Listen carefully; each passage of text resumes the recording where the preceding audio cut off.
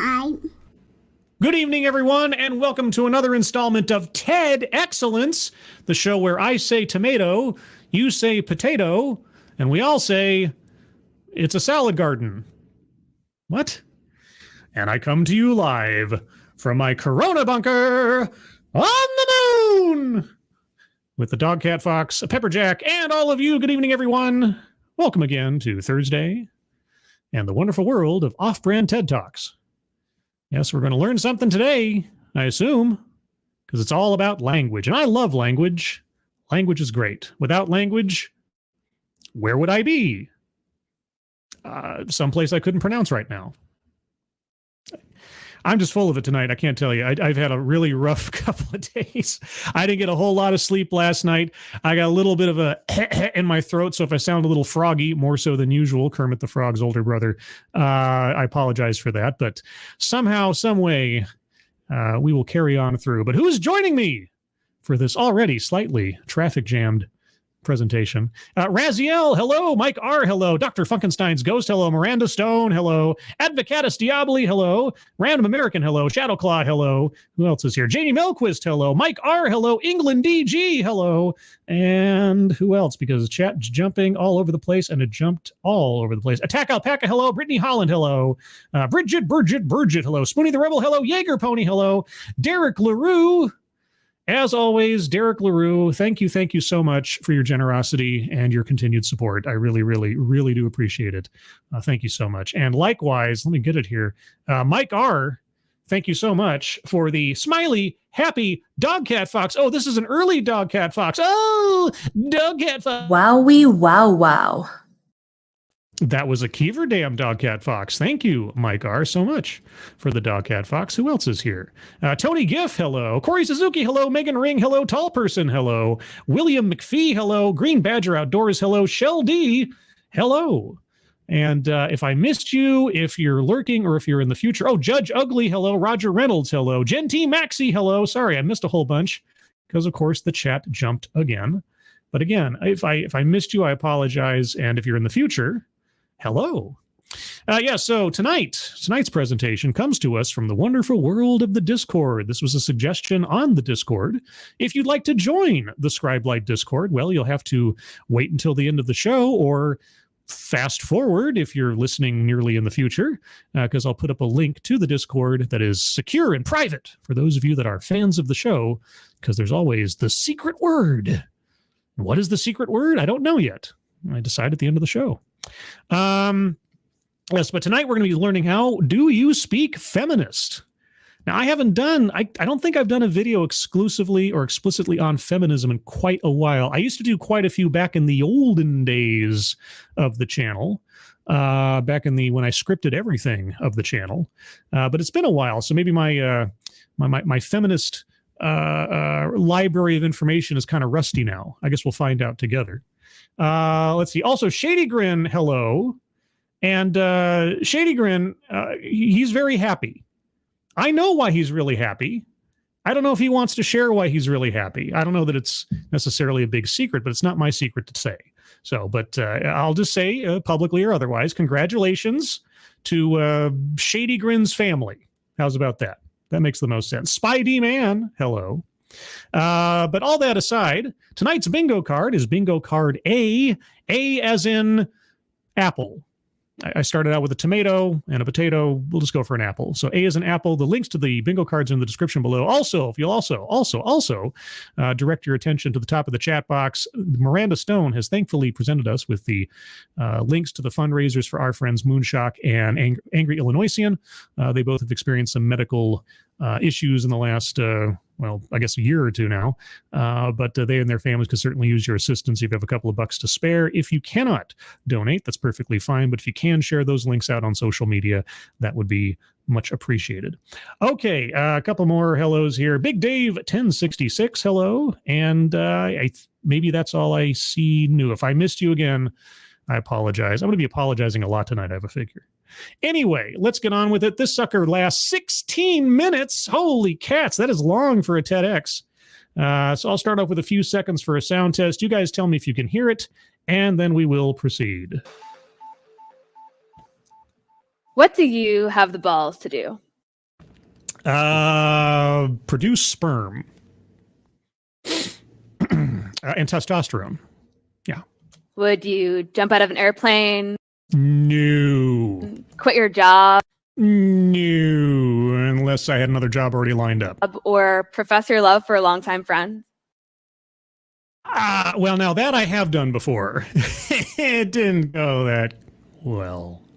Maybe a better question is, what don't you have the balls to do? I don't know. What are all of the things you wish you can do or say, but don't? Right now, I don't think there's enough airtime because I have a lot to say on a lot of different things that sometimes I don't because I don't feel it's all that relevant or useful. So I guess we'll move on. How many times a day are you holding back? Well, since I have a job and jobs can be frustrating, but venting that frustration to people where it's not going to make a difference is, I guess I hold back.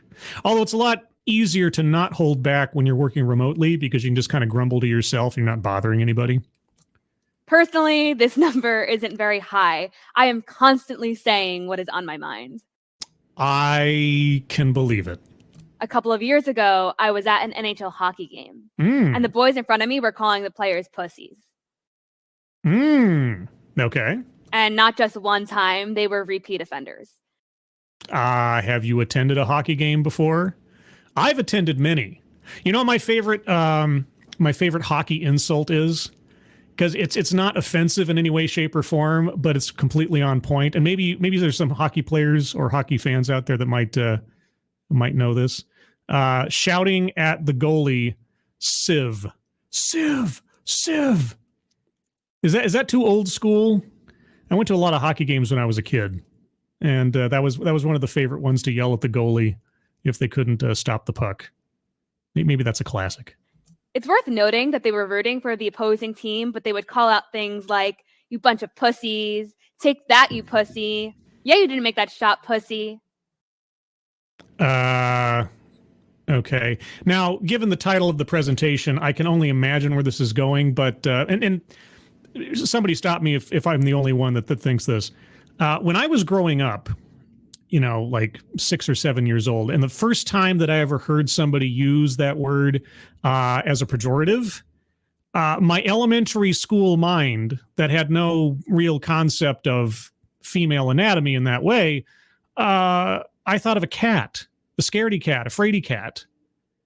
My brain, and to this day, whenever I hear it used, my sort of original programming instantly thinks to that as the comparison and has nothing to do with female biology.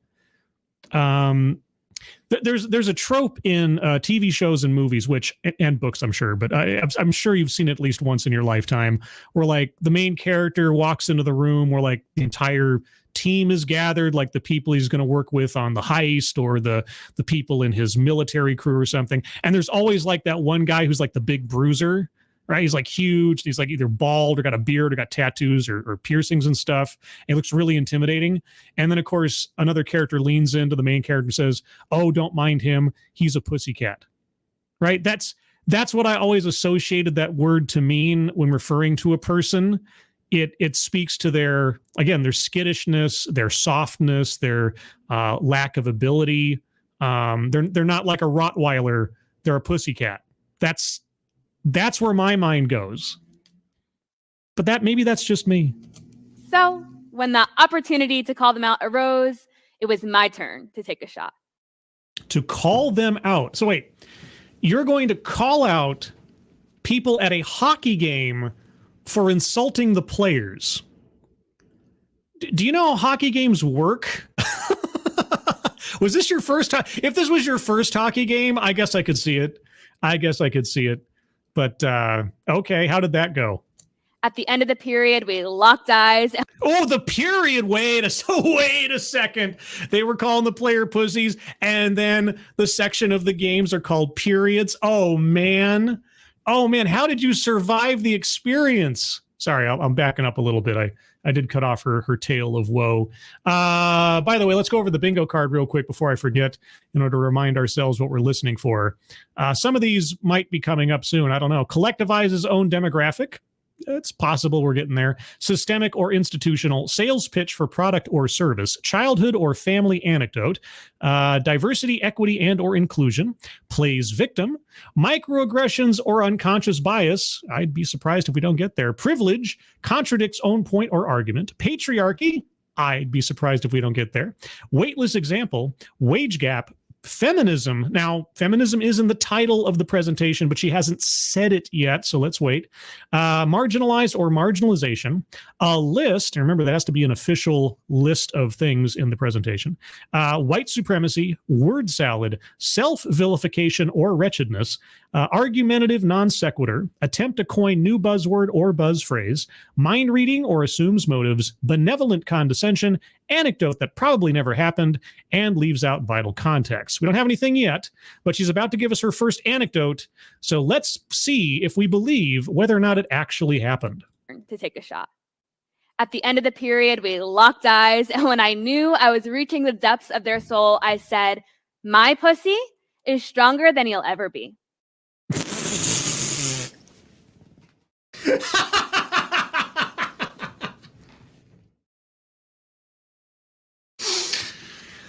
Oh, okay. Well, there is an instantaneous retort that I would have thrown her way were I less of a gentleman.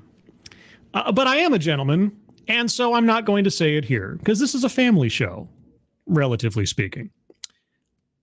Did you get the pun there? Did you get that? This is a family show, relatively speaking. Anyway, okay, so... all right, I don't know. Do we believe that happened? Actually, you know what? I could believe that she said that. Here's the thing. I don't necessarily think that is out of bounds for reality of our speaker. But we'll put that question in escrow for now. We might have more anecdotes as we go, and I'll ask for some more input later. Shut the fuck up. Oh, now wait. I said it was a family show. What are you doing? Really? You're going to...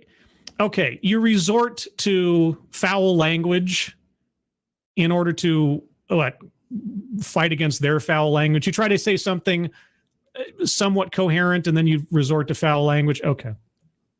Now, I don't know if you can tell, but I am a whopping 5 feet tall and weigh about as much as a Rottweiler. And so, obviously, since they were barbarian He-Man women haters, they, beat you up? I guess. So for now, I'll let you imagine how the rest of the conversation went. Why? Why not tell us how the rest of the conversation went? Why do I have to imagine it? The point is, I had the pussy to reclaim my pussy for all its strength and glory. They weren't talking to you. I'll say it again. They were not talking to you. This is why I can believe this conversation, this anecdote actually happened. It just sounds like something, and especially since she's holding back anything else that happened after the fact. Angelverse, thank you so much. My birthday is on Monday. Could I have a song? I guess. Now, I have to warn you, my voice is a little right now, so I will do my best. But Angelverse, apparently your birthday's coming up. And for birthdays, I attempt to do this. And a 1. And a 2. Happy birthday to you. Happy birthday to you. Happy birthday, dear Angelverse. Happy birthday to you. Happy birthday, Angelverse. Early birthday. I hope you have a good one. Ebony Williams, hello. Assassin of the Gray, hello. Cynic, hello. Kyle Mack, hello. Lexi Mads, hello. Simon Willikins, hello. Looking at everybody coming in, or that I missed earlier. Spud Gun, hello. Good evening, good evening. Okay, yeah, so, they weren't talking to you. You decided to take offense at something not being said to you and make it all about you. So I guess the entire issue is you. For its ability to bear life and spit it out, to be the genesis of the miracle that is existence. How are you going to spit life out without something spitting life in? That really doesn't sound too attractive the way that came out of me, but as they say, it takes two to tango. I suppose parthenogenesis isn't impossible. We've seen it in nature before, but more likely than not, you're going to need somebody to help you out with that whole, spitting out life thing. The reason why we can all be listening to this talk. Again, you can't do it all by your lonesome. Balls, on the other hand, flinch at the sight of a challenge. The temperature drops and balls literally shrink for safety. Yet, we talk about balls like they're the reason the human race is standing. It deals with testosterone. I mean, effectively, it's referring to testosterone. And it's also a euphemism for either bravery or courage or spine, I suppose. Yeah, these things are euphemisms for other things. It's true. But again, I still... Is it a cop-out or something? Like I said, when I was growing up, until somebody told me otherwise, I really thought they were talking about the behavior of a cat, a scaredy cat, a fraidy cat. That was where my mind went. It doesn't refer, in my mind at least, immediately to female. Like, that doesn't even make any sense, right? Because when you're criticizing someone and calling them a pussy, you're criticizing their courage, their bravery, their stand up to it, their assertiveness, let's say, everything else, right? Those are characteristics that refer to a cat in my mind, or like your sort of stereotypical scaredy cat. How do you even make that jump? Why? I don't know, but maybe that's just me. Except for like Team America World Police, there are a couple of really good jokes in Team America where what they're saying and how they use it in context makes a lot more sense. But in general parlance, I've always thought from my childhood forward that it was a cat. What do you have the balls to do? Well, that's not a very deep question anymore, is it? You don't have the balls to do anything. All right? Where are you going with this? Now I can anticipate someone saying, "Oh, Juliana, yeah, it's not that big of a deal." Yeah, you could anticipate that. Yeah, because they weren't talking to you. But it is. No, it's not. My anatomy is used interchangeably with the words weak, lesser than, or just bad. Well, if you're talking about sexual dimorphism, then yes, in comparison to the average male physique, you are weak. That's not a slight on you as a person or an individual. That's just reality. And also, in reality, they weren't talking to you or about you. Well, the male anatomy is trophied with a definition of strength, courage, and moxie. Maybe. It all depends. I don't know. How would you feel if another woman told you that you had man hands? Would you take that then as a compliment? The implications of this seemingly subtle phenomena are only one symptom of toxic masculinity. Oh, toxic masculinity! Oh man, that used to be on the bingo card back in the olden days. Yeah, nope. Not yet. Not yet. Okay.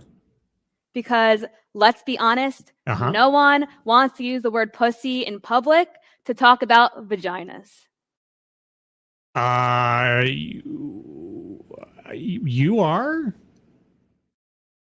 But and those guys at the hockey game, they weren't using them. They're describing the hockey players, and they weren't talking to you. Like right now, I bet that half of you are flinching in your seats just listening to me say the word pussy. Not flinching.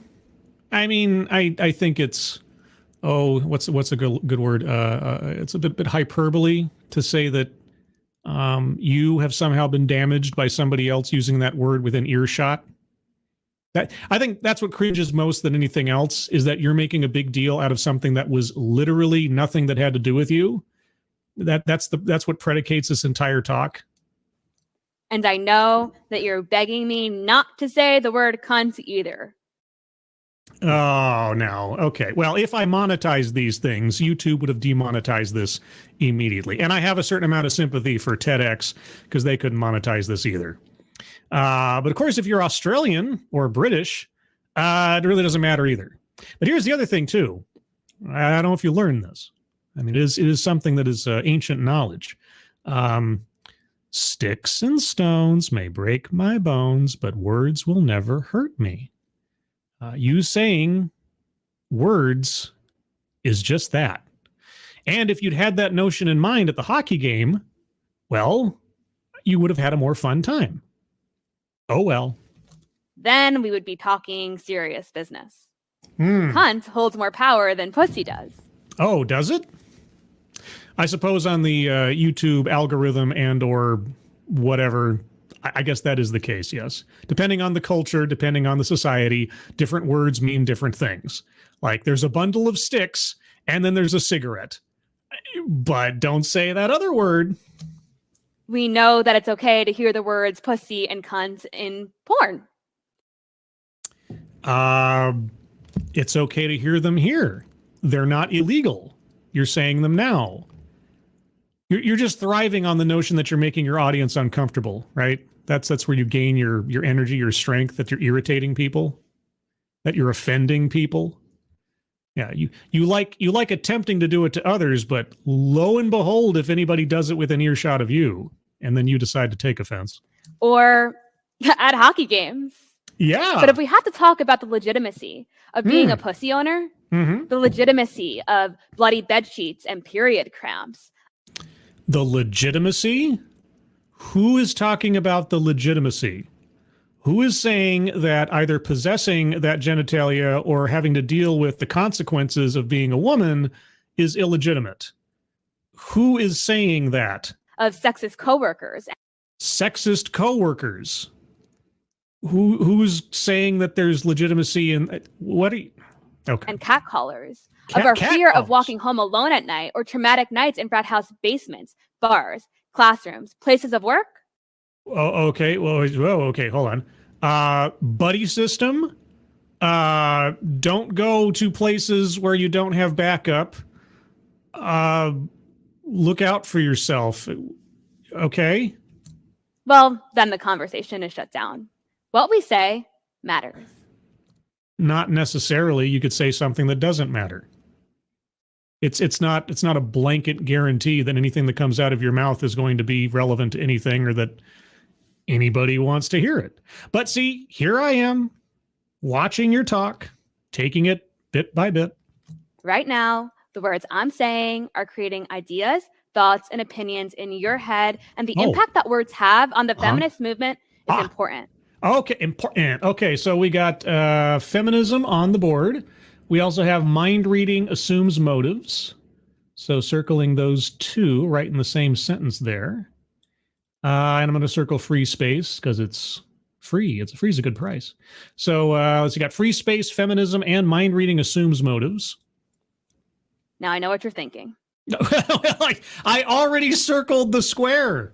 Here she goes using the F word. That F word. Yeah. Well, why wouldn't you? It's in the title of your presentation. Fucking feminism. Okay, you hit it on both strides. Good job. So before I go any further, let me tell you that the definition of feminism. What is the definition of feminism? Is just gender equality. It's just. Then why is it called feminism? Why aren't you promoting egalitarianism? Why feminism? Thank you, Chicago Mike. Hi, Scribe. Still at work, but hoping we'll be done soon. If you know the reference when I say, suck it to me, then you're old. Well, either I'm old or I am a graduate of the school of Nick at Night that reran Rowan and Martin's Laugh-In episodes way back in the day. Or back in the day before Comedy Central merged with the Comedy Channel and it was Ha! And they did Rowan and Martin's Laugh-In. So yes, I know what it means, but I'm not that old. I'm just oldish at this point, older by the day. Thanks, Mike. Anyway, what were you saying about what's it now? It's about an even playing field, Egalitarianism. equal pay, Egalitarianism. and non-negotiable mutual respect for our bodies, careers, and life choices. I don't have to respect your career or life choice. Non-negotiable. Okay, yeah, you had me up until I had to think the way you want me to think. That I had to behave or extend respect out of pocket, so to speak, without question. Yeah, now you lost me there, decidedly. Let's see, and then let's see if chat jumps again and catches up with YouTube. Thank you, tall person. Her argument is built on a misconception. The etymology of pussy in this context comes from pusillanimous, meaning a lack of courage or determination. You see, I've heard that story before, or that definition before. I don't know if that's true, or I've heard like 3 or 4 different versions of where the term originally comes from at all. In one instance, yeah, like a cat. In another instance, like you say, pusillanimous. I've also heard that it like refers to a old, like either Norwegian or Norse or Scandinavian word that just meant pocket. Like it was just P-U-S with like an umlaut over it or something. And that's where it originated from, or how it came to slang wise refer to female genitalia. I've heard 3 or 4 different things, but most of them do not refer to the female genitalia. And as an insult, right, it makes more sense as to what you say. Pusillanimous. I can't pronounce that thing to save my life. Or like I say, pussycat. That makes the most sense to me. That makes the most logical sense when trying to describe the character or the behavior of someone. But whatever. Thank you, tall person. I'm sorry, I'm not saying whatever to you. I'm saying whatever to the whole complaint about it. It's about reparations. Whoa. Feminism's about reparations? What? Whoa. Okay, so I can't question your choice of career or whatever else you're doing. I can't have an opinion on it. I can't, say anything otherwise. But now we're talking about reparations. For women of color, acknowledgement and love for trans women, and a long overdue call to action that prioritizes anyone with a vagina. A long overdue call to action that well, okay. I know. I'm being nitpicky here. Where is the Violence Against Men Act? Where's the Equal Pay Act for men? When are women signed up for the draft? Who gets the most leverage oftentimes in child custody cases? Who gets lower sentences on average for, having inappropriate relations with their students? And here's something that isn't currently active, but I want to end up being active, and that's the Equal Rights Amendment that says that, and I'm paraphrasing, that no law shall weigh gender at all in its creation, effectively, that have no effect on law. There shall be equality under the law, regardless of sex or gender. I want that one in place. I can't imagine just the tidal wave of sudden changes that would happen if that were in the Constitution and had to be taken into account in every law applying to American citizens. That would be something. But okay, so feminism is for equal rights, but it's all about women. Let's see. Contradicts own point or argument. Circle in that one. Okay. It's about teaching kids from a young age that there is no superior or inferior gender, sex, or body. It depends on what we're talking about, doesn't it? Really depends on what we're talking about. Go watch some videos on training to be firefighters under the standard training regimen. Sometimes, Now, if you're talking about assessing someone's value or character, etc., on the basis of those things, you're correct. Now, you should not value someone, who they are, their worth as a person, or anything else on the basis of their gender or their body or whatever. That is true. But if you're talking in reality, there are some things that make more sense for some genders over others. And I mean only between the two. But you can have a woman that is as strong as or stronger than a man. It's not impossible, right? It's just not usual. But anyway. Now, it's proven that words shape our reality. I don't know about that. That sounds like magical thinking, magical words, but okay, go ahead. Think about affirmations. Affirmations. How many of those do I get on an average day or average week? I wonder how many affirmations you get just being you. I have a mantra. My value is not attached to my productivity. My value is not attached to my productivity. Oh, well, I guess then you're a capitalist or you're not a capitalist. Wait, what? I don't know. I have bountiful success. You have, did you say bouncyful or bountiful? Wait a second. Sorry, I'm going to back up a little bit here. To my productivity. I have bountiful success. Bouncyful success. Are you going to explain that one? When you believe in yourself, despite your flaws and failures, inherent happiness is more achievable. Okay. Because when you accept your entirety, insecurity is less likely to get in your way. I mean, that's generally true. You know, you have to sort of accept who you are, but also acknowledge that there are things in you that maybe you don't like or appreciate. And if you don't like or appreciate them, then you make an effort incrementally. It's not a light switch, bit by bit, day by day, to maybe revise those things in you or improve or push your boundaries and so on. But yeah, okay, I can agree with that. Where are we going? On the contrary, if you are always talking about your downfalls, Mm-hmm. the reasons why you can't succeed or can't be loved, Mm-hmm. then you will be the person standing in the way of your smiles. Did I just walk into a different talk all of a sudden? I went from some kind of sanctimonious gender superiority lecture into a self-help tape of stuff that's kind of, you know, reasonable, but also kind of, you know, Hallmark card after a fashion. And I understand. This isn't easy when you've been listening to a lifetime of negative self-talk or experienced trauma. What are you talking about? But reclaiming that headspace to be filled with positive value and encouragement is a skill that turns to truth. What are you talking about?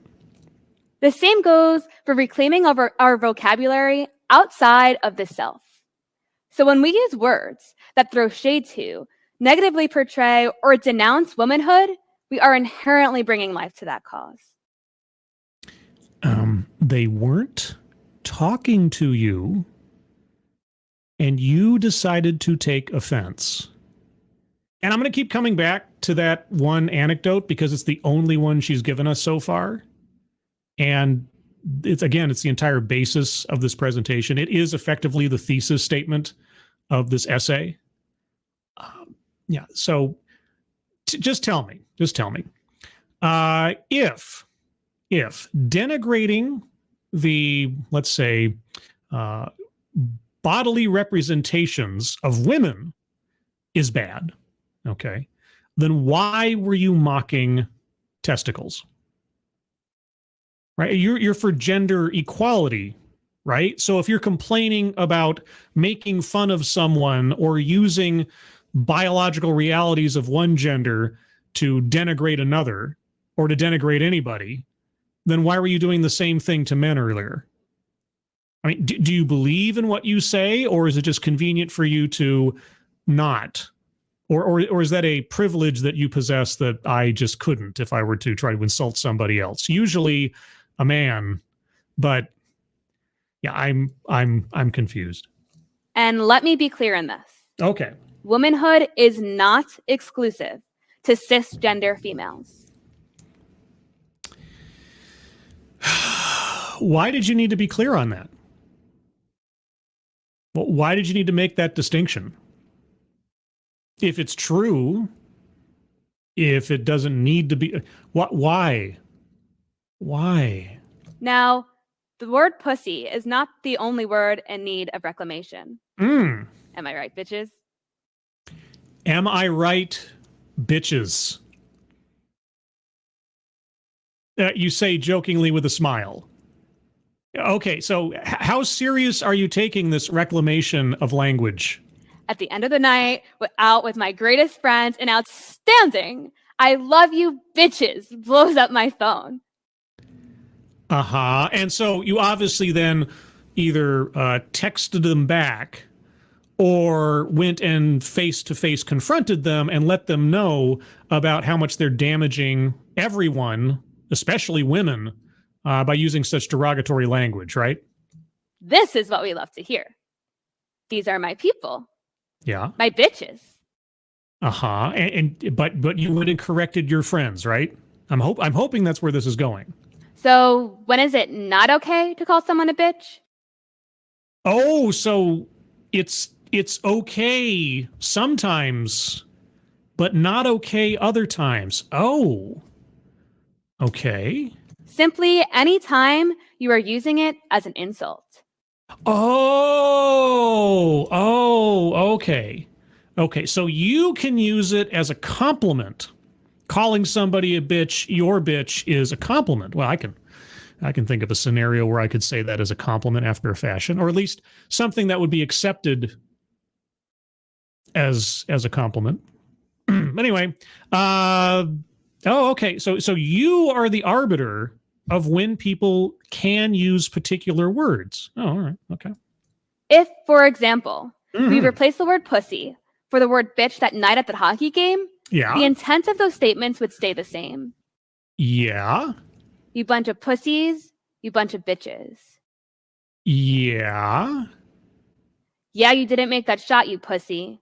Yeah. Yeah, you didn't make that shot, you bitch. Yeah. The words pussy and bitch suffer from the same problem.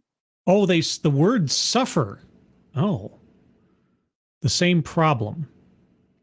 Okay, so I can't, what could, if I was at that hockey game, what could I have said to express my disappointment forcefully that you would approve of? What would you have said? What is the proper nomenclature when attending a hockey game in your universe? Meaning they have been defined, claimed, and shaped by the male gaze. Defined, claimed, and shaped by the male gaze. When you use them as an affirmation of unity on your own time. Wait, did you mean male gaze with a Z or gaze with a Y? What are you talking?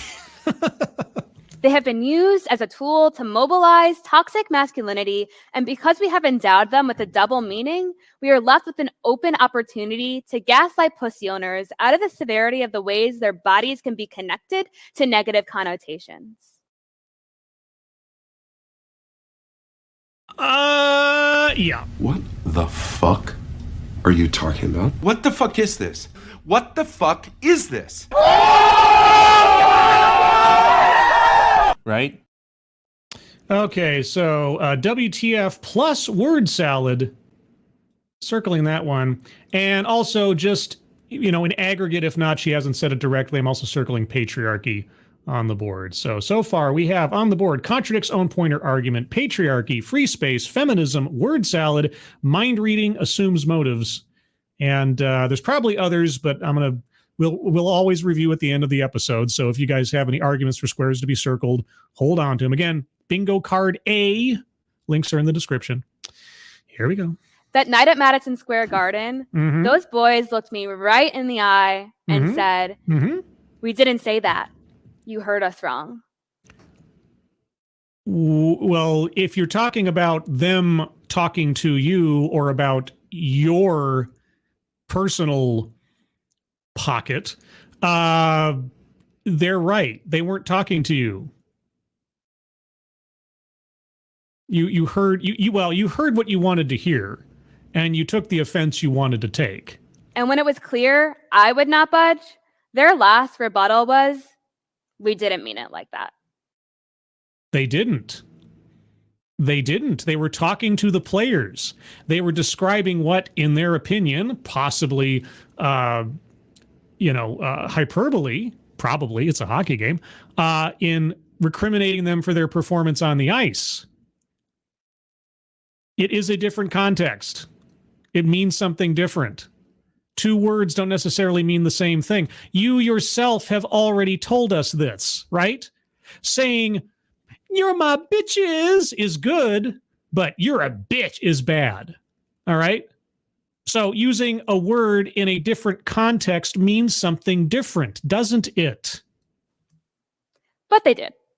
Oh, yeah, okay, yeah, obviously. You're always right. It's right. They were just caught, and guilt has a funny way of following denial, so they took their opportunity to gaslight me into thinking that it was not a big deal that my body was being thrown around in the middle of New York City to describe failure on an ice rink. They weren't talking about you. They were not talking to you. They didn't even know you were there. You are not, okay, plays victim, circling that one. Holy cow. All right. And I meant cow in the sort of the phrase sense. I wasn't talking about her. I was not describing her, nor was I thinking that she was somehow divine in some way either. I was it's just a phrase. Just let me just make sure my context is correct here. I don't want anybody to get confused. Please, please don't misunderstand me. Oh. Also collectivize his own demographic because, well, she has. So circling that one too. Well, we got a lot on the board right now. The patriarchy thrives off of the minute details that secure its power. Well, I circled it for aggregate, but I didn't need to because there it is. Don't be a Debbie Downer, and don't get your panties in a twist. Yeah. Keyword Debbie. Keyword panties. Yeah. Most obviously, every device that serves us is given a female voice. Every device that oh no, you're gonna bring up Cortana or Alexa or something, aren't you? You're gonna bring up one of the chat bot things, aren't you? I just know it. I'm doing my Karnak impression right now. Okay. It's probably going to be Alexa because Alexa is more. Oh, I really hope I'm not setting off anybody's things right now by saying that. Okay, I'll the A product. It's going to be the A product because I think at this point that is more. I think that's more ubiquitous in reference to one of those digital assistants, right? Is it going to be the A product? Alexa. Yes! Yes, yes, yes! Oh, I did it!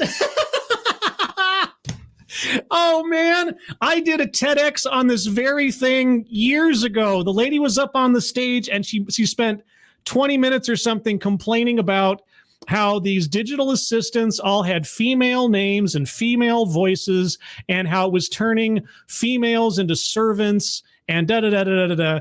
And oh gosh, what's it called? It's something like it's like something like the fembots are coming or something. If you look on my channel and use the magnifying glass, look up like fembots. I think it's fembots. Yeah, I did a whole TEDx on this years ago. Oh man, I was set. Can you play this song? Alexa, call dad. Alexa, schedule this meeting. Alexa, go. Alexa, play. Alexa, stop. Damn it, Alexa, shut up. You don't have to buy it if you don't want it. So if it was called Mike and had a male voice, then it'd be okay. Well, I mean, they have those out there where you can program it with a male voice. Is that fine? Do you know why? Do you know why most of those things, at least by default, or at least as one of their premier options, have a female voice? Because people find it more soothing generally. They find it more inviting. It's not hatred of women that push the market to apply a female voice to those things. It's our natural inclination to find comfort with a woman. I don't know if you know that. It also looks like she's wearing one of those hats with the little crane behind her head like that, I just noticed. There is a constant need to attach the negative to feminine. The negative. A product that has sold, what, hundreds of thousands, if not millions of units? That's a vote in the negative, is it? Okay. And it's not just men who abuse the shit out of these words. Oh, so then it's... Wait, are the people who aren't men who use those words, are they not real feminists then? Internalized misogyny is real. Oh, gosh. From a young age, women are taught to be in constant competition with each other over... Oh, hey, wait. Why don't you back up and tell us about toxic masculinity? Why don't you tell us about how boys from a young age are told that they are inherently flawed, that they are inherently criminalistic, that they're inherently bad, that they are effectively broken girls, and they need to shape up and not give in to their natural inclinations. Do you know what's driving so many young men to people like Andrew Tate? I talked about this on a TEDx not too long ago. It's the constant drumbeat of shame for being simply what you are, not having done anything wrong, but simply on the basis of what you are that has been driven into boys and young men for at least the last 7 years, if not longer. But I've noticed it most particularly in the last 7 years because I paid attention to these things. Okay, you want to talk about internalized misogyny. How about external androgyny? I don't know if you've seen this. Maybe, well, wait, actually, no, wait. You promote it, right? You're promoting it right now. For things like appearance, material items, and of course, over one thing that often feels more valuable than gold: attention. Yes, none of these things apply to men or boys. None of those desires, none of those wants, none of those senses of self or position in the world, none of those apply to everybody. No, it's only girls. All right. You talk about feminism being gender equality, yet I'm really seeing that there really is only one victim in this whole scenario and one villain. Doesn't seem very equal. Doesn't seem like you're giving consideration to both sides of the aisle. But maybe that's just me and my toxic masculinity talking. Which is not to say that the desire for attention is wrong. Oh, but you just did. Didn't you? Quite the opposite. Really? Because you just kind of... Hey, caramba. Thank you, Mr. Tickle Trunk. If it was Alex, they would complain women aren't included, better seen and not heard. Alexa is female, and that's bad too. Yes, the woke are negativity. Well, I mean, if it's... The arguments that I remember, and this is reaching back, the arguments I remember about Alexa and Siri and those other things was that... well, the ladies' first... I remember this very specifically. The ladies' first gambit was that those items, those utensils effectively were being sexually harassed, right? And that was wrong. And I was like, but they're not real. They're not people. You can't, they're saying things to a machine.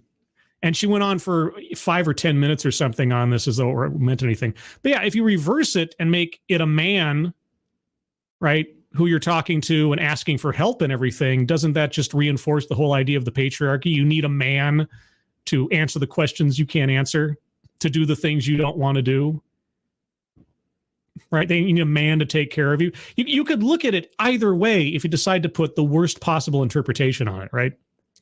But yeah, anyway, thank you, Mr. Tickle Trunk. Appreciate it. But yeah, if it was Alex, if it was men, oh, look, another man overtaking everything, you know, trying to impose the big brother on us, literally. Patriarchy's watching. Patriarchy's talking to us all the time. You can find any reason to complain about anything if you're creative enough in what direction you take with it. The desire to feel seen, wanted, and heard is human. Yes. Yes, it is human. Males and females. So why were you saying? I'm decidedly confused now. What's wrong is the way we are pit against each other. Sorry, who's pitting who against each other? Also, they've got these. You can see this has been edited. Like in the fade out, her mouth is slightly open and it's fading into her mouth being closed. So I'm curious, like how many takes this took, if that makes any sense. Thank you, Mr. Tickle Trunk. You're really good at pretending to be woke. I've I've been marinating in this stuff, like I say, for like 7 years now. And there were a couple of times on Twitter when I was first using Twitter, and even somewhat recently, where I'd respond to something or make an argument just off the cuff using the same kind of rhetoric I'd been hearing from other people, and people believing what I was saying. I can't recreate it now, unfortunately. It was very instantaneous, but yeah, no, I could, like I said before, with DEI consultancy and things like that. If I didn't have any ethics or any personal values about these things, I could hang out a shingle and try to make a career of it. Maybe not as easily now as it was a couple of years ago, but I could try. But anyway, okay, sorry. You were saying that what again? That even though it's gender equality, boys are still bad. We might not always admit it, but we have all been caught guilty of calling that other girl a bitch or cunt out of pure jealousy, spite, or anger. So are those irredeemable from being feminists then, if people do that? What would you do to those people? What lecture would you give them? You might even go as far as to call her a whore. Depends on what they're doing, I guess. As if sex work is not real work. Yeah, no, it's real work. What does that got to do with anything? If I say you walk like a truck driver, truck driver's real work, but it might describe what you're doing. As if sex work is as demeaning as men want us to believe it is.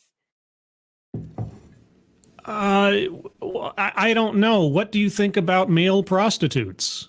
Do you think that's a healthy lifestyle, a safe lifestyle? I mean, I'm not going to throw somebody to the curb because of their, choice. I'd hope for something more safe. It's just, I don't know. Which is ironic. Don't you think? Considering that porn is a multi-billion-dollar earning industry. Yeah. And does that not make the people involved whores, both men and women? I mean, it describes anyway. Yet we talk about sex workers like they do not belong into society. I don't know what you mean by we. I mean, this is going to sound really cliche, but I had a really good friend who was a sex worker. I knew what she did. She told me about what she did. I didn't find it particularly salacious. I still worried about her because she was effectively dealing with strangers most of the time, and I still have that instilled in me from my very young days about stranger danger and so on. But yeah, no, that didn't make her less of a person. That didn't make me care about her less or see her as less of a human being. That didn't stop me from being concerned. That didn't stop me from thinking that it would be better if she had a more stable, safe, and reliable career. But okay, whatever. You know what I'm thinking. Like their work does not serve us or goes against the grain of our experience. The biggest sin is that we talk about sex workers like they're nothing else. What has this got to do with feminism? There are sex workers on both sides of the gender aisle. Where are we at right now? What are we doing? They are not properly protected by law, which makes the industry scary, hard, and high risk. That's why I worried for my friend. Because it was against the law, because it's high risk, because there's no certainty or protection, or why are you smiling during I just find it really off-putting that during the course of describing these really dire and serious issues, she's grinning. Sex work is work. Yes. Okay, we get it. What happened to the hockey players and words? Or is this the words? Because work is in the phrase sex work, then it's work, and that means what? And to call each other whores out of petty spite, anger, or ego is insulting to sex workers, their legitimacy, and their humanity. My friend called herself a whore. She said, I remember this conversation like clear as a bell because we were sitting there one time and she called herself, and we were talking about something and she referred to herself as a whore. And I said, oh, don't say that. Like my first reaction was, don't say that about yourself. And she said, no, I'm a whore. That's what I do. I own it. That's what she said to me. So I know it's an anecdotal example. It doesn't apply to everybody. I understand that. But then this lady doesn't know everybody either. So she doesn't know what she's talking about. But we have been trained to be active participants in a male-dominated society. Trained to be active participants in a male-dominated society. Okay, what does that mean to you? It wants us to feel that way. Feel what way? It wants us to feel shame for our bodies outside of their gaze and to give it away when they decide it's time to feast. Do you have any idea about the self-consciousness of men and their bodies, especially these days, especially when trying to attract a mate, especially when trying to impress their friends or feel good about themselves? Body issues, okay, self-esteem, trying to fit in with the world, these things are not exclusive to the female of the species. But then you've never been a man, so you have no idea what you're talking about. To pit woman against woman, to use the word bitch like steel tongue armor, to use the word pussy at any sign of emotion, sensitivity, or a glimpse of failure, as if those things that make us human are reserved for people with pussies and are therefore inherently weak. You were insulting testicles earlier. You were saying who doesn't have the balls to do X, Y, and Z. You were doing the exact same thing at the top of this. Right? Or was that meant to be ironic? Oh yeah, gender equality. Sorry, feminism is gender equality. I forgot for a second there. Male-dominated societies like ours use vocabulary to gaslight, shame, divide, and conquer women, and I know you'll believe me when I tell you it isn't always subtle, silent, or passive. Boy, how do you survive? How did you survive at that hockey game? I mean, I'm surprised you walked out with all of your limbs intact, because you talked back to men in a male-dominated society at a male-dominated sport. How did you make it through? Oh, I don't know. Abuse, trauma, and depression are nuanced. And they are not exclusive to women. Sometimes it whispers, and sometimes it's screaming. You stupid ass bitch. You flirted with that guy at the bar. I saw you. You dumb cunt. You're a fucking whore. Have you ever seen a woman jealous at a man for looking at another woman?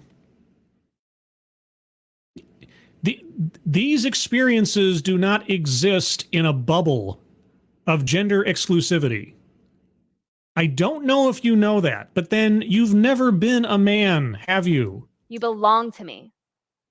Only to later insist that this is love. I just love you so much. I can't bear to see you with anyone else. I love you. Believe me, it won't happen again.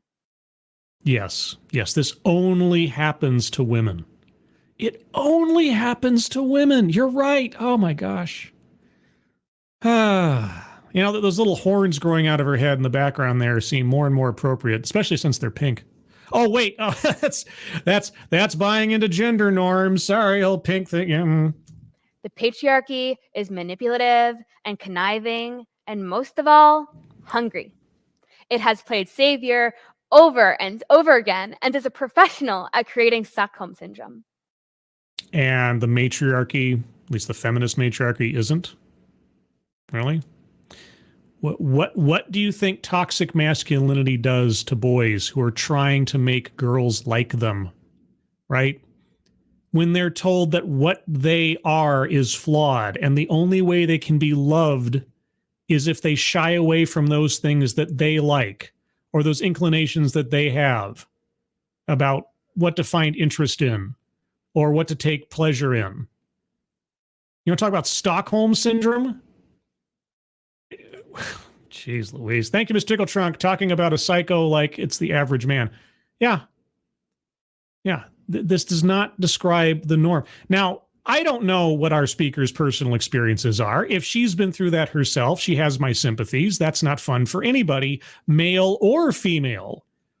Having a domineering or abusive partner is a terrible thing to be in, especially when you're sincerely trying to make the relationship work, or if you have your own self-esteem issues and, you know, you feel like you lucked out, you don't want to lose this person who purportedly loves you. That experience can happen to anybody, and it's never fun, and it's always terrible. So if that actually happened to her, she has my sympathies. I've had it happen to me. It wasn't fun, you know. Thankfully, I saw the red flags early enough that I got out before it became an issue, or too much of an issue, I should say. But yeah. So if this portion of the talk is more a self-confession catharsis, all right. But as you say, Mr. Tickle Trunk, it does not represent the majority.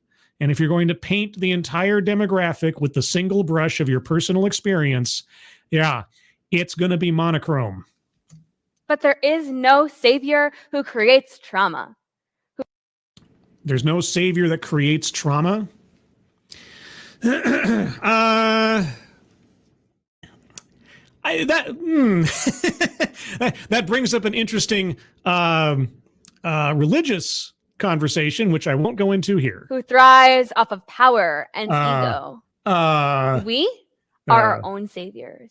We decide when we're ready to forgive and forget, change and grow. When someone lends you a hand, lifts you up, it's called being a friend. Is it? It's not a Trojan horse? They're not trying to get you on side in order to betray you later? Are you sure about that? If it's a man offering a hand up, is that being a friend? Or is that being an ally? Is that being a close confidant? Or is that being a tool? Would you accept help from a man without suspicion? I wonder. It's called love. Is it, though? It's called compassion and empathy. Though? Oh, okay. We can choose to be those things every single day. Yes, we can. We can conceivably. Unless, of course, you have some kind of, you know, psychological defect of some kind or whatever. But yes. Generally speaking, yes, we can. Loving, compassionate, and empathetic. Yes. Mm-hmm. In fact, no one deserves that treatment more than you do. Me? No one deserves it more than me? I thought, well, you know, I guess I'm just kind of egalitarian like that. I think everybody deserves some modicum of that, unless, of course, you're a, you know, serial killer or something. But, you know, within moderation. See, here's the thing. Talking in such grand, broad terms like that. Oh, I said broad. Oops. Sorry. Talking in such generalized terms like that opens you up to a whole lot of legitimate criticisms. That's the thing. That's kind of the problem here. Glittering generalizations. Be kind to yourself as you learn new things that make you flinch or burn. This is what neuroplasticity is for. What? We can literally change the hardware of our brains to learn new habits, processes, and practices. Okay, we keep vacillating between feminist lecture series and personal self-help guide. Okay, yeah, we have you're terrible and everybody's terrible except for women. Also, here's how you can help yourself grow and change and evolve. Wonderful. Recriminations and gentle platitudes. Neuroplasticity is the brain's ability to form and reorganize connections in response to learning and experience. In this case, we can use our neuroplasticity to learn how toxic verbiage insults all pussies.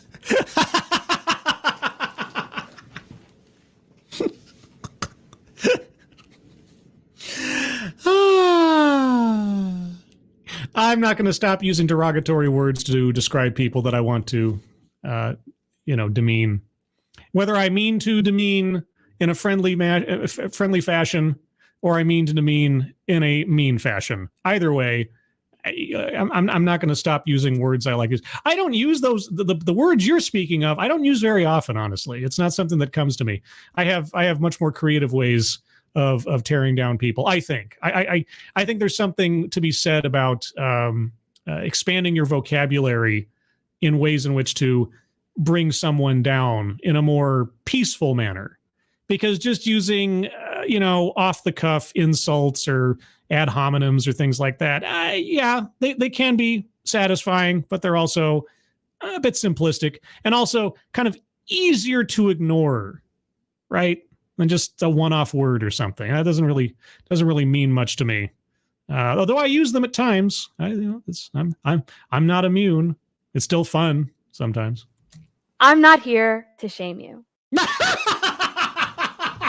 What? What? No! Jeez. What? What is that? What the fuck is that?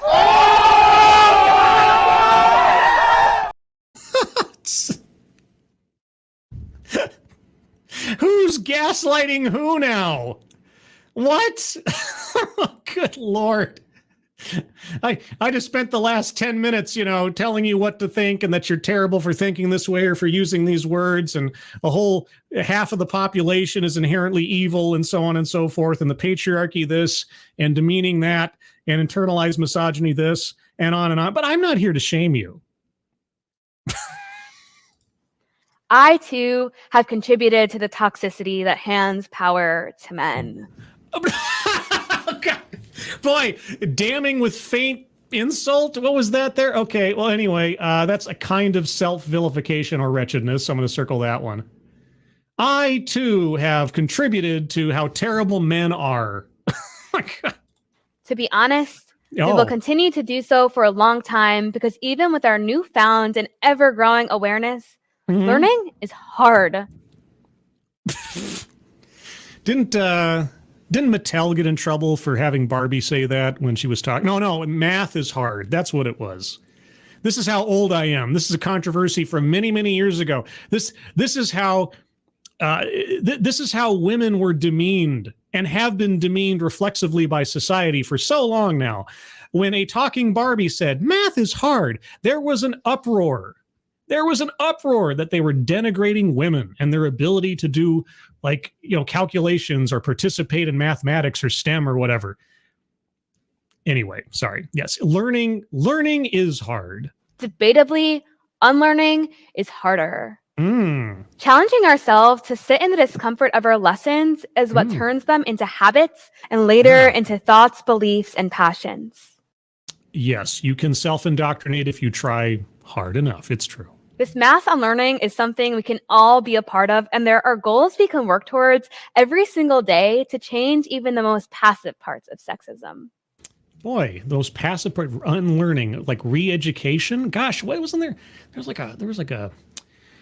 Weren't there like camps or something where they did re-education to format themselves into a particularly one-sided ideology of conformity and vilifying one segment of the population and demonizing it? Sorry, I'm trailing off. The first goal is accountability. Ooh.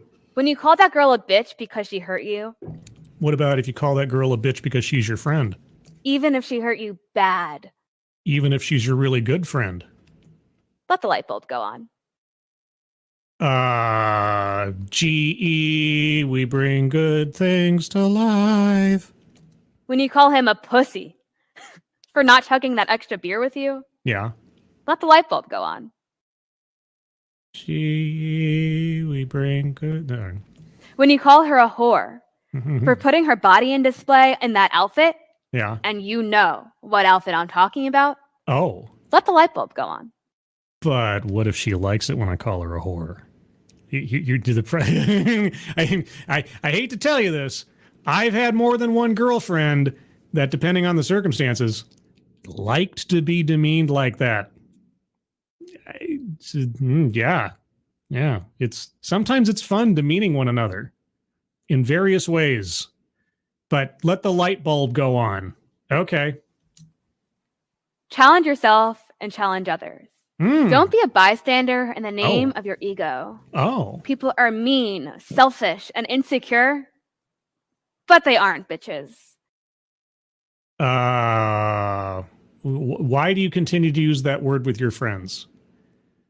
It is not being a bystander what caused you to interrupt into somebody else's conversation that had nothing to do with you at a hockey game? Is that what it was? To insert yourself into a situation you did not belong to in order to make yourself the center of attention and the inherent victim of words not being thrown your way in a context that had nothing to do with your body? What? People are weak. People fail, and people cheat. But they aren't pussies, cunts, or whores. Unless they are. I mean, if they're behaving in that way, context clues? They're human. Yeah, they're human. They're still human. That doesn't change the fact that they might be acting in ways that deserve those descriptors in common parlance. Or if they're your friends and your family, right? Hey, bitches! And so are you. Oh, am I? Noticing our own humanity is what will allow us to have grace in the face of our own hurt. Then why do you denigrate men? Why do you round them up under the mantle of the patriarchy? Why do you dismiss them out of hand as inherently toxic? An entire aspect of their makeup, you say, is poison. Why? Why do you do this? Do you not see my brain? I don't know what to tell you. It's on the board. Contradicts own point or argument. Your own hypocrisy is right in front of you. You're promoting exactly the opposite of what you claim to promote. Gender equality? Well, only if you favor women first, right? Don't call that person a pussy. By the way, don't you have the balls to do this? By the way, aren't testicles like weak and all that other stuff too, huh? Make up your mind. Okay, are you on the side of humanity? Are you on the side of common understanding and empathy? Or are you not? Because it sounds like you're not. But you're telling us that you are. It's almost like you're gaslighting, which is also a bad thing. Somebody just told me recently. And when you slip up, catch yourself and take note. Embrace that aha moment. The second goal is... Wait, the aha moment is take on me, take on me. Is reclamation. Reclamation. For people with vaginas, this means owning that accountability I just talked about, addressing your pussy positively and as you see fit, What? and offering support for all of your bitches. Are you even I got nothing else. I really don't. However, let me be clear in this. Okay. Cisgender men are not in the position to redefine words that they have corrupted. Cisgender men are not in the position to redefine words that they have corrupted. What? By the way, has she been going down effectively a long-form list throughout? The next part is reclamation. You're talking about reparations, yeah, I'm going to circle a list. I'm circling a list. Oh, man, what is going on with this? I'll tell you, this is one of the more interesting talks we've looked at in a while. It's got variety. I'll give you that. Thank you, Mr. Tickle Trunk, again. My toxic femininity detector's needle is buried. Yeah. I just, if this is how she sees the world, and I've asked this question rhetorically many, many, many times in the past, I'm morbidly curious to know how she moves through this world. How does she walk down the street? How does she perceive other people as they relate to each other? What is she divining through her, powers of mental acuity? What is she divining of relationships between men and women? or just men in general or women in general as she's just, again, proceeding through her life? And is she having any fun? Is she enjoying it? And if she's enjoying making people feel comfortable or belittling men and elevating women, is that a good thing? I don't know. They are in the position to double up on accountability and call each other out. Okay, so men have to take accountability for what they say and how they say it. But women don't. Sorry.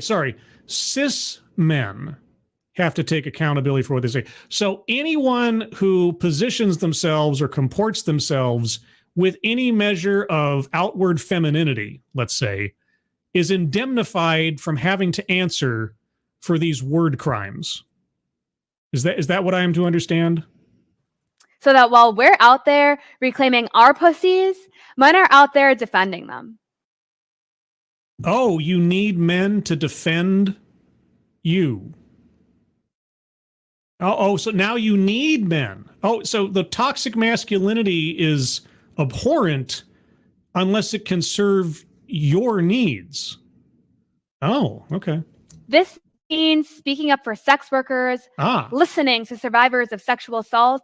Because only women are sex workers. Only women can be sexually assaulted. And believing victims of physical and emotional domestic violence. If there is evidence to back up their claims, because the whole listen and believe has led us down to some very, very dark paths in recent history. I don't know if you know this. The third goal is empowerment. Fight for our equal pay, our reproductive rights, and for our voices to be heard. Equal pay, that sounds like a wage gap argument. Okay, equal pay. Well, what about the Lilly Ledbetter Equal Pay Act? Or was the Paycheck Fairness Act, something like that? What about all the other laws that are in place to protect pay equality? All right, not equity. I think you might be asking for equity, but pay equality. I don't know. Every time you think of giving balls the honor of a positive connotation, think of what else you can say. Why not? Why shouldn't I give balls a positive connotation? Don't you want pussy to be given a positive connotation? I mean, in the alternative to your complaint, wouldn't you want a positive connotation? Why should I demean the other? Right? Okay. For every time you think of giving women and their bodies a negative connotation, think of what else you can say.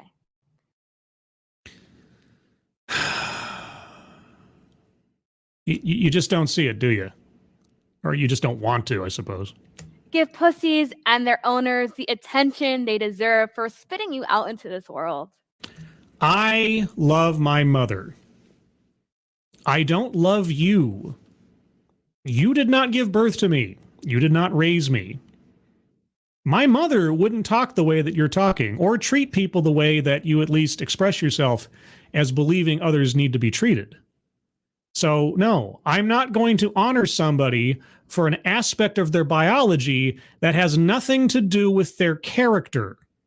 You don't get a pass because of what you have.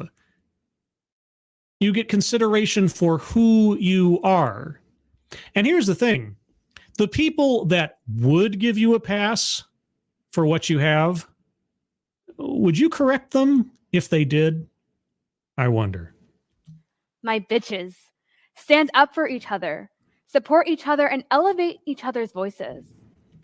Unless they're a male voice, in which case you have to tell them how to talk. The words pussy, bitch, cunt, and whore are only curse words because men let them be, but they don't have to be anymore. And they're words that are never used by women to describe other women or other men. It's all the men's fault that they do that in the first place, right? By redefining some of the most notably unacceptable words in the English vocabulary, you are helping to work towards a future where sexism and misogyny no longer thrive. Well, how's that going to happen when you're promoting feminism? Before I close, I want to congratulate you for sitting through the discomfort of this topic. Oh, I'm not uncomfortable. I do this every week. Which is not to get confused with an apology for your discomfort. I wasn't planning on apologizing to you for anything. Discomfort is a great way to measure growth, and I'm not sorry for doing my small part to achieve a more equitable future. Yes, more equitable future by demonizing one gender and deifying the other. Yes, the future looks bright. But you sat through about 15 minutes of listening to me say words that are not the most acceptable for a woman to use, especially in this context. Why not? Why shouldn't women be allowed to use those words as they feel fit? Well, we're talking about gender equality, right? We're talking about freedom after a fashion, right? Equal treatment. Why shouldn't a woman say those things? I hear women say them all the time. But then, female comedians don't have a whole heck of a lot of other material to use most of the time either. I want you to know that I was not raised to use these words, let alone reclaim them by reciting them on a stage. Yet you have. So you exceeded your own inbred boundaries. How's that? I grew up with an understanding that words like cunt are just as horrible as they're making you feel right now. They don't make me... See, offense is taken, never given. They don't make me feel uncomfortable. It just... I don't know what to tell you. You assume to know what other people think. You are wrong to think that. And I think, Johnny Hellcat, I'm less comfortable with the lisp. Maybe it's just me. There's an accent there. She occasionally falls into a little bit of a... I mean, if I'm being stereotypical, it sounds kind of like Valley Girl-ish accent in places. But she's really working to enunciate and elocute herself elsewise. But by the end of this talk, you'll have heard me say the word pussy 31 times. Maybe you might have flinched. One for every day of the month. Or got angry or uncomfortable. But now we know that we're growing. And that we're growing together. No. Thank you. Yeah, no. Whoo, boy. I mean, who human? I don't want to be too sexist about it. Anyway, wow, that went all over the place and back again, didn't it? Good gravy. Yeah. If I had attempted to monetize this stream, I wouldn't be monetized anymore, and I'd have her to thank. Actually, I'd have myself to thank because I, chose the talk, but that's the risk you take with not watching these things ahead of time. Anyway, let's get on to the bingo card. We've already got quite a few stored up here. Holy cow, look at that. All right, so I'm going to go over the bingo card one more time by myself, and then if you have any arguments for squares to be circled, hold on to them, and I will get to you presently. Systemic institutional. She didn't use the words that I recall. Did she say systems? I'll hold back. I don't know. Sales pitch for product or service. Surprisingly enough, she didn't mention a book, anything in particular as a sales pitch. Childhood or family anecdote. The closest she got was, I was not raised to use these words, etc. But that doesn't really count as an anecdote per se, I don't think. Or at least it's not substantive, Irate Bear, enough for me to go for it. So I don't think. Diversity, equity, and inclusion. I mean, did she not really? Oh, wait, no, feminism, right? Feminism needs to... No, wait, maybe I did she? I might be mixing something up with something else I listened to a day or two ago already. I'm going to hold back on that. You guys let me know. Microaggressions, unconscious bias, yes. At least for the sake of the words being used and their connotations or their implied connotations and so on and so forth. Yeah, that I think that fits. Privilege. Yes, either in the implications about men or the convenient omissions about society when it comes to women most times. And so as a consequence of that, Ooh, that's a bingo. Right? Yeah! we have our first bingo. It's only one, right? Yes. Okay. Just making sure. Weightless example. Weightless example. How many examples did she give us? Well, sex workers, abusive relationships, etc. I mean, every example she brought up where she seemed to imply that these things only apply to women was a weightless example. It didn't track. It didn't track at all. To pretend as only women can be in these situations or men have to. Plus the fact that she was, advocating for men to defend women when the entire time she's been saying how obviously terrible they are. I guess that's maybe contradicts her own point either way. Marginalization. Yes. Women are looked down upon. Women are treated badly. Women are the victims, and set to the side and so on and so forth. And women need to reclaim their words. And yeah, well, anyway, as a result of that. Bingo. What? Of course! Our second bingo, moving on, white supremacy. She didn't dwell on race. I think she brought it up at one point briefly, but she didn't dwell on it over much. Or even mention skin color really at all that I recall. So I'm going to skip over that one. Argumentative non sequitur. Yeah, the self-help sections. Right? The moments where she suddenly diverts into, you have to accept all of yourself, flaws and all, etc. Right? All that stuff, it had nothing to do with the topic at all. Like the word usage or how you speak or what words you pick or the connotations thereof. It's like, what? Attempt to coin new buzzword or buzz phrase. I didn't hear anything I hadn't heard before, whether it was a pejorative or not. And I didn't hear her say something I like to call or anything like that. Yeah. Benevolent condescension. Yes. Yes. We're all human. Empathy. We all want to be affirmed and so on. Yeah. But men are worse. Men are worse, just so you know. Anecdote that probably never happened. Now, see, the only reasonable anecdote we got out of that pitch, more or less, was the hockey game. And I can believe that it happened-ish, and I can believe that those guys said what they said to her, but she's decided to twist it into them being wrong rather than telling her an obvious truth.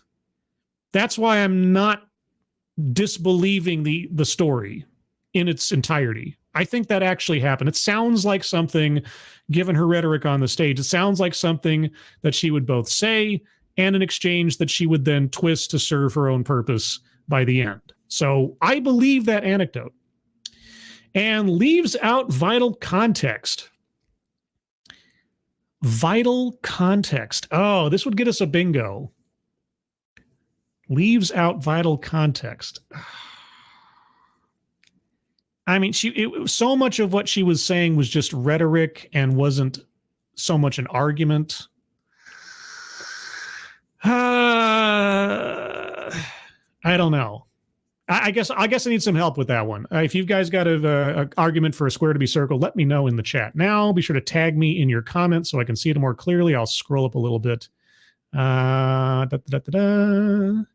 Let's see. Funkenstein's Ghost. There was a scribe who played a game, and TEDx Bingo was the name. O-B-I-N-G-O. And TEDx Bingo was the name. Oh, yes. Indeed. Advocatus Diaboli. She did bring up the special care black women need, an allusion to white supremacy, and saying trans women must be included as women and feminism is inclusion. That... I won't say it counts as white supremacy, but I'll grant you that has enough in it to qualify for diversity, equity, and inclusion. She didn't dwell in any really significant way on race outside of that. So, yeah. But I'll give you the one. I'm not going to give you both. I think that's fair. Unless somebody has a better argument, I'll just, let's see. Tony Giff, vital context is men suffer the same.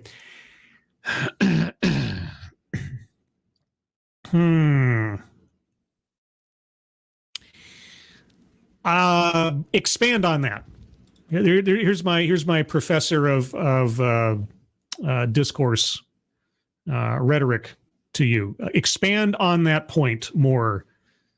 I think you've got something, but expand on it. And if anybody else wants to give it a shot as well, go for it. You've almost got me, but I got to make it legitimate. It's a bingo square. It's a double bingo square. So I gotta really raise the bar. Really raise the bar. George Mason, she ended it with more equitable future, both implying equity and explicitly mentioning it. Oh, for diversity, equity. Yeah, you're right. Okay, that's also true. Okay, that backs up that other one. So good on that. Roger Reynolds, the contradicts own argument would an ink blot right now. Well, if I kept circling for every instance, yeah, it'd just be a filled up square. Let's see. I see Advocatus taking a shot at it. I want to see if Tony has a follow up. I want to give Tony a shot here because he brought it up first. No offense to you, Advocatus, but you already got us one square. I'm trying to. This is my, sort of. If I'm trying to be either encourage debate, conversation, or expanding on ideas, that's what I'm doing here, or trying to at least. Let's see. Anyone else? Asan, Scribelite, she mentioned that it's time for reparations for black women. Yeah. Again, it wasn't really a feature, and she never said the words, and I don't know. I don't feel like she leaned enough on the subject to qualify for the square. That's all. I'm a little iffy on that one. It wasn't a major feature, let's say. And she didn't say the words, and she didn't bring it up that often. So, yeah, reparations, maybe. See, now you got me thinking. I mean, reparations are almost, when brought up, are almost exclusively dealing with the makeup for slavery, etc., white supremacy, and so on. I'm trying not to be too lenient on these things, but okay, all right. I guess I'll. God, it's a bingo square. You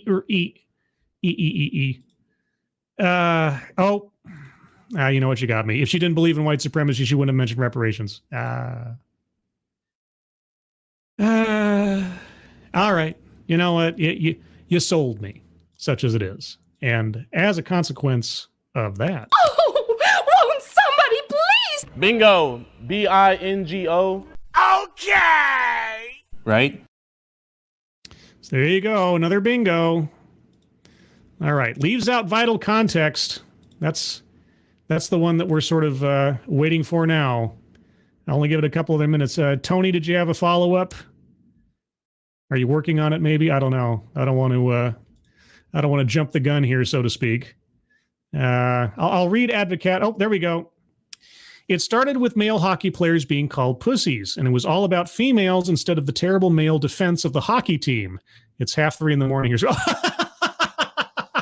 Okay, all right. You get a pass. And as supplement to that, Advocatus Diablo, the idea that men have no issues as far as context would count more as privilege than lacking context, or maybe both. The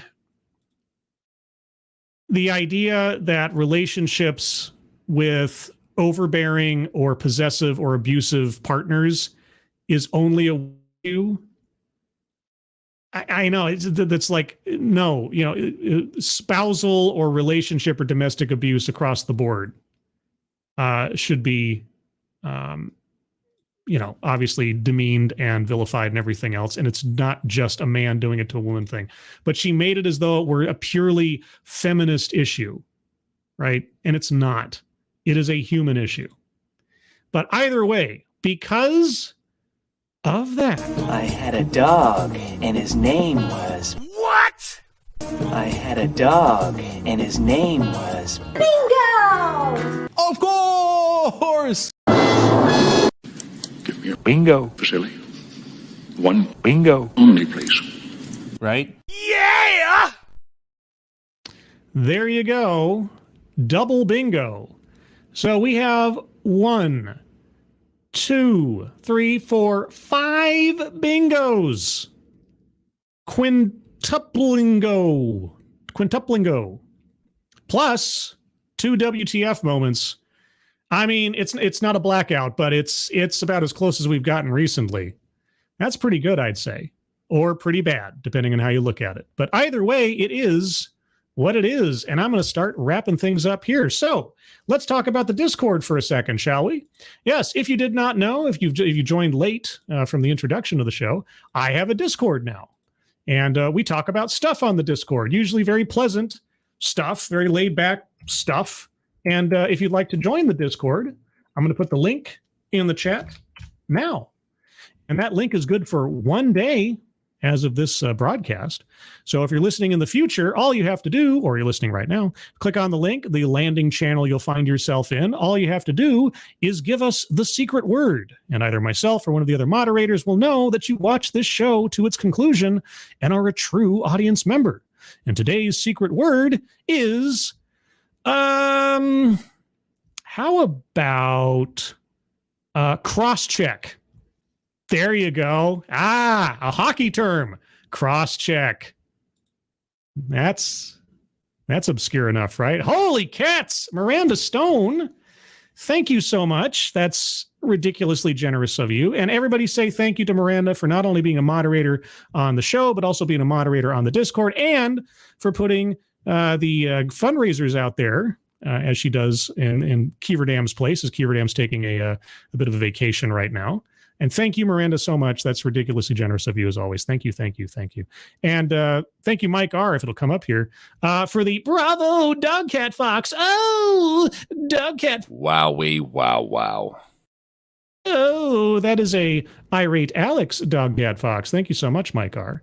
But yes, if you follow that link and say the secret word cross-check, you'll get into the rest of the Discord.